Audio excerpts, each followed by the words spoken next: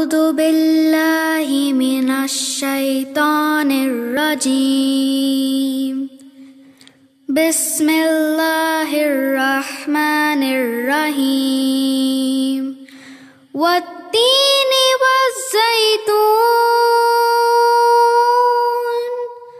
وطور سينين وهذا البلد العميد لقد خلقنا الإنسان في أحسن تقويم ثم رددناه أسفل سافلين إلا الذين آمنوا وعملوا الصالحات فلهم أجر غير ممنون فما يكذبك بعد بالدين